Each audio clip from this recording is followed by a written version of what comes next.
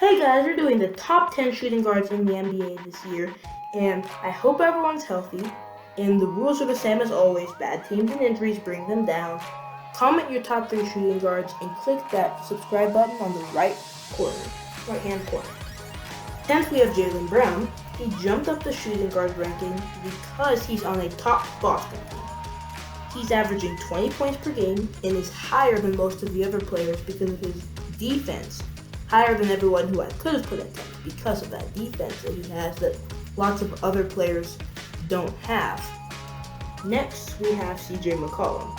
He is on a lot worse Blazers team than last year, who pretty much made it to the Eastern Conference Finals, which is really good, and is averaging 23 points per game. He is a great scorer, but moved down the rankings because other people flew up, and because of the Blazers' success. Next, we have Jrue Holiday. He is playing on a near playoff team and is still great on defense and can get you 20 points per game if you need it. He also went down because people flew up the rankings, not that he's any worse than any other years. Next, we have Shai Gilgeous-Alexander. He is playing on a good team this year, and he's averaging 20 points and is a good defender, which has been helping him out all season. He's climbed up the boards also because he's young, and in a couple years he could be a lot better than he already is now. Because of all these reasons, I think that Shai Gilgeous-Alexander will be a top shooting guard by the end of his career. Next, we have Donovan Mitchell. Donovan Mitchell is on a good Jazz team and is one of my favorite players. Even though he had COVID-19, he's averaging 24 a game, he was averaging 24 a game, and is an above average defender. And he moved up the board like every year because he's still young and can improve, and is improving every year more than anyone could have thought he was. Next, we have Zach LaVine. He's a great player and can put the ball in the hoop. Also has a nice soft touch around the rim and can dunk really hard. He needs a better team to go any higher because he's right now on a bad team still, which has brung him down a lot. He really is not going to have a good time there soon. And the same thing is happening to Devin Booker in 4th.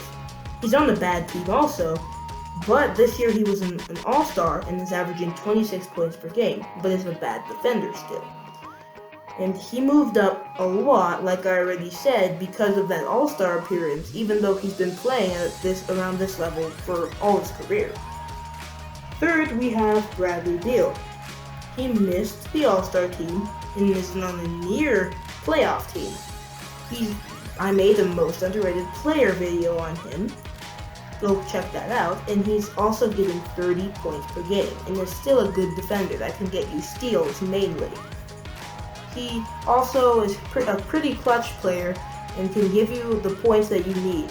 30 points is a lot when you think about it, second in the league. Next, we have Klay Thompson. He was injured all year, but he's still a top shooting guard and is on a bad team. That's really all I have to say about Klay because of his injury. Other players like Victor Oladipo could have been on this list, but he was over them because I think he still would have been this good. Next is James Harden. He's an MVP candidate, and if you don't think he's the best shooting guard, that doesn't make sense because he plays like a top shooting guard, has a deadly step back. I put him on my NBA award predictions as my 3rd MVP, and is getting 35 points per game and is still a bad defender. Like and subscribe. Click that basketball icon.